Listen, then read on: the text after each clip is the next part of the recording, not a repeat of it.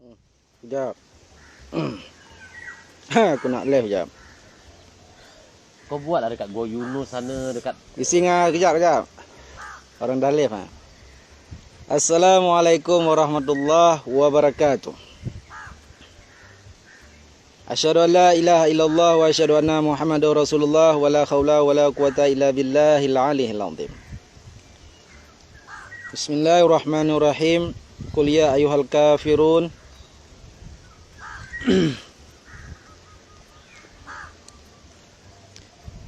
Assalamualaikum warahmatullahi wabarakatuh.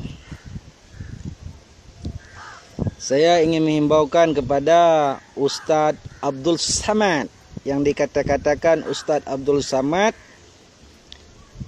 kelulusan Maroko ataupun kelulusan Al-Azhar Mesir. Saya mendengar video Ustaz Samad berkata di dalam video, dosakah orang meninggalkan solat Jumat berturut-turut 3 kali? Apa jawaban Ustaz Samad di dalam video? Dia menjawab, barang siapa yang meninggalkan solat Jumat 3 kali yang berturut-turut, maka Allah menutupkan hati mereka diasbabkan virus corona. Baik, dalam asbab virus corona, saya ingin bertanya kepada umat Islam, kepada budak-budak pondok, budak-budak pesantren, salat Jumaat itu wajib ke sunat? Yang pertama, salat Jumaat itu wajib ke sunat, sudah pasti wajib. Agama Islam ni ke agama sunat ke agama tauhid? Kalau agama Islam, agama tauhid, sudah pasti mempertahankan solat Jumaat. Walaupun apapun jenis penyakit, jenis wabak, jenis peperangan, wajib menegakkan solat Jumaat. Inna solati wa nusuki wa mahyaya wa mahmati lillahi rabbil alamin. Jadi ulama-ulama macam ulama, apakah Abdul Samad ni ulama ataupun dia mengambil titel sebagai ulama kelulusan Al-Azhar Mesir? Abdul Samad bukan seorang ulama dan bukan seorang ustaz. Dia hanya pandai membaca kitab-kitab kuning, dan pandai membaca Al-Quran, dan boleh bagi makna-makna Al-Quran. Bukan bermakna orang pandai baca Al-Quran, pandai membaca kitab kuning, dia ulama. Syarat-syarat menjadi ulama harus menempuh 4 jalan. Itu pun kalau Allah angkat menjadi sebagai ulama. Jalan pertama, seorang Islam yang mukmin harus menempuh ilmu syariat. Jalan kedua, seorang mukmin harus menempuh jalan tarikat. Jalan ketiga, seorang mukmin harus menempuh jalan hakikat. Jalan keempat, seorang mukmin harus menempuh jalan hakikat. Walaupun kita sudah menempuh 4 jalan, belum pasti kita ulama. Maksud ulama adalah seorang ulama yang Allah angkat dan Allah warisi pintu gerbang ilmu Sayyidina Muhammad kepada Sayyidina Ali turun-menurun kepada akhir zaman. Jadi itulah ulama. Jadi ada sebahagian yang menyatakan, aku orang alim, aku seorang ulama. Bila kita menyatakan diri kita alim, kita ulama, sudah melawan sifat Allah. Ya alimun mu'alimun. Ini adalah sifat-sifat Allah. Tidak layak kita memakai sifat Allah pada diri kita, karena kedudukan kita di dalam dunia la khawla wala quwata illa billahil aliyil azim. Jadi kesimpulan perkataan Ustaz Samad, bolehkah orang meninggalkan solat Jumaat berturut-turut 3 kali? Jadi saya ingin bertanya kepada orang Islam, solat Jumaat ni sunat ke wajib? Kalau wajib, tidak boleh meninggalkan perkara yang wajib. Karena agama Islam bukan agama sunat. Agama Islam, agama tauhid dan agama iman. Kalau agama iman, kalau agama tauhid, wajib seorang mukmin mempertahankan solat 5 waktu berjamaah di masjid, bukan menutup masjid. Alhamdulillah, baru-baru ini saya mendapat information dari media dalam SB bahwasanya ulama MPU membenarkan seluruh bangsa Aceh wajib pergi ke masjid untuk menunaikan solat berjamaah. Alhamdulillah, sekarang ulama-ulama yang menduduki di dalam pemerintahan MPU Aceh, alhamdulillah mereka pun sudah sedar. Jadi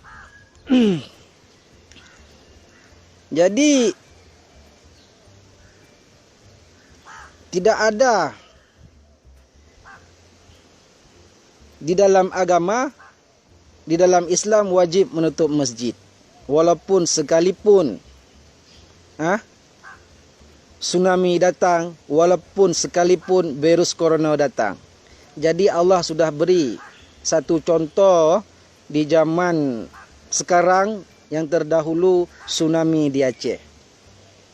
Tsunami lebih dahsyat daripada virus corona. Dengan sekelip mata orang boleh Allah matikan dalam sekelip mata. Kenapa orang-orang yang bukan beragama Islam, yang bukan agama Islam lari ke masjid untuk berlindung? Karena terselamat di dalam masjid. Kenapa sebagian Islam yang munafikun lanatullah keluar dari masjid mencari gunung? Mereka tidak yakin akan tauhidnya, akan imannya kepada Allah. Begitu juga dengan virus corona. Kenapa kita umat Islam menutup masjid, melarang umat Islam untuk menunaikan solat Jumaat, melarang umat Islam untuk tidak boleh berjamaah di masjid? Ini paling berbahaya kepada orang-orang yang melarang umat Islam menunaikan solat berjemaah maupun menunaikan solat Jumaat. Karena solat Jumaat adalah salah satu rukun yang wajib. Bila mencukupi syarat, tetap wajib menunaikan solat Jumaat di masjid masing-masing. Tidak kira itu virus corona, tidak kira itu harimau di hadapan, tidak kira itu bala bencana di hadapan. Agama Allah tetap dipertahankan walaupun nyawa tergadai berpisah dengan badan. Ini agama tauhid. Sebab agama tauhid tidak seperti orang-orang yang duduk di dalam jawatan boleh korupsi, boleh bagi-bagi duit. Sebab agama tauhid kekal dengan ketiadaannya Tuhan, adanya Allah. Itu agama tauhid. Jadi agama Islam ni bukan untuk kita mempelekeh-lekehkan macam sekarang kita tengok di dalam kawasan umat-umat negara Islam. Umat Islam dilarang pergi ke masjid. Tetapi umat Islam kan, imam masjid ni pergi ke masjid azan, laungkan azan. Apakah mereka tidak belajar agama? Apakah mereka buta dengan agama Islam? Orang tidak berjamaah, dia laungkan azan. Dia masuk ke masjid, dia azan. Allahu Akbar, Allahu Akbar. Orang yang menunaikan salat berjamaah tidak ada. Tidak boleh azan dalam masjid apabila tidak ada jamaah. Walaupun Kalau ada satu orang berjamaah, boleh kita azan.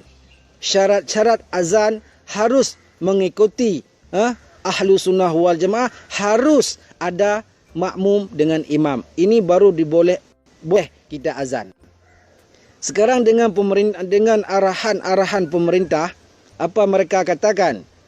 Boleh kita azan di masjid, tapi makmum tidak boleh berjamaah, sembahyang masing-masing di rumah. Ini agama mana, ajaran mana mereka belajar ini? Sedangkan solat berjemaah, solat yang mendatangkan rahmat Allah, dan solat berjemaah, solat yang boleh menjauhkan kederhakaan Allah.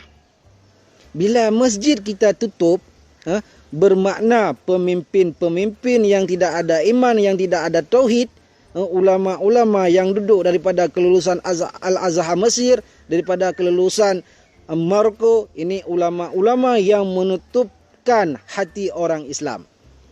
Karena kebanyakan ajaran-ajaran yang lahir daripada Al-Azhar, yang lahir daripada luar negara, banyak ajaran Islam yang tidak bersanad kepada baginda Nabi Muhammad sallallahu alaihi wasallam. Mereka hanya boleh membaca kitab-kitab kuning, mereka hanya boleh surah-surah kitab kuning.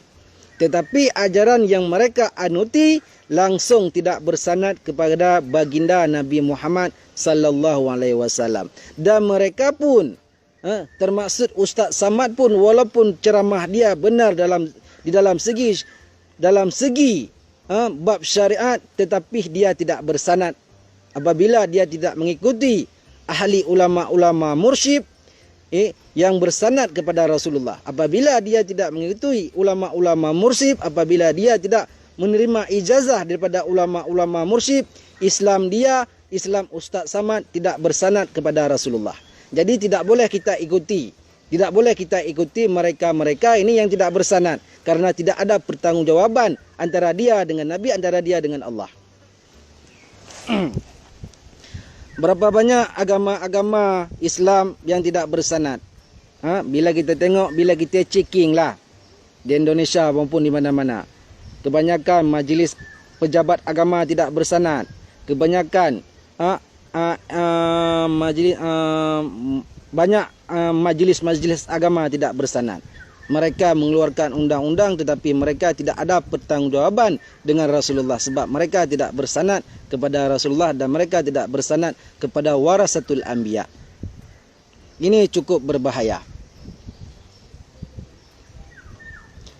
Setiap amalan yang orang mukmin harus berzikir, solat, berpuasa, harus mengikuti pertalian Rasulullah. Siapakah yang memegang pertalian Rasulullah? Adalah ulama-ulama mursyid, adalah ulama-ulama tarikat, adalah ulama-ulama hakikat, adalah ulama-ulama ma'rifat. Ulama-ulama syariat bersanad zaman-zaman dahulu. Ulama-ulama tarikat bersanad di zaman dahulu.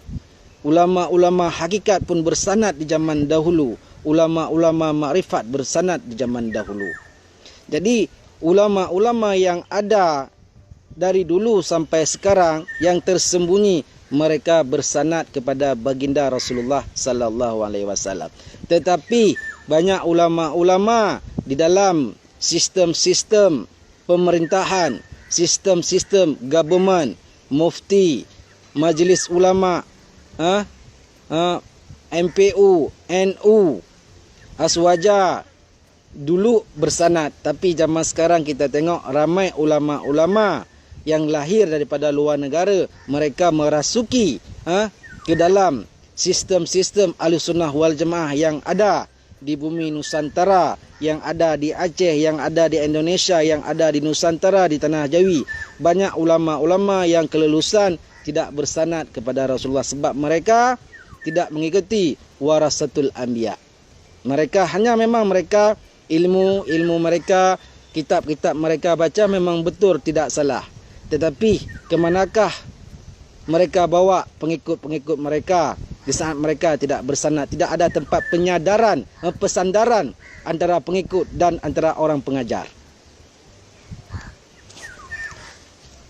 Itulah sebab orang-orang Islam ramai terputus hubungan dengan baginda Nabi Muhammad sebab tidak mengikuti ajaran-ajaran yang sudah ditentukan dari zaman ke zaman, iaitu ajaran Al-Awaluddin Ma'rifatullah, ajaran syariat, ajaran tarikat, ajaran hakikat, ajaran makrifat. Jadi dalam ilmu Islam, kalau di dalam syariat kita tidak akan mengenal Allah. Di dalam ilmu syariat hanya mengajar dalil-dalilnya adanya Allah. Itu saja, tapi tidak sampai untuk memakrifatullah.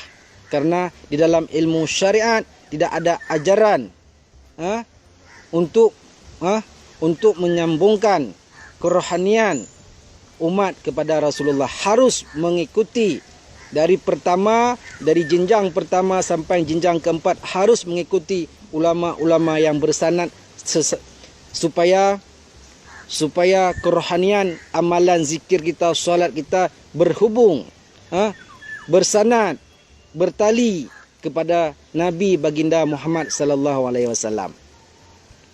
Siapakah itu yang dinamakan Rasulullah? Rasulullah kalamullah. Rasulullah kalamullah. Jadi di dalam jiwa Rasulullah, di dalam diri Rasulullah adalah Al-Quran. Di dalam diri Rasulullah memiliki 6.666 ayat Al-Quran. Jadi perkataan kalam Rasulullah adalah kalamullah. Rasulullah penyampaian daripada Allah. Jadi apakah yang dinamakan hadis?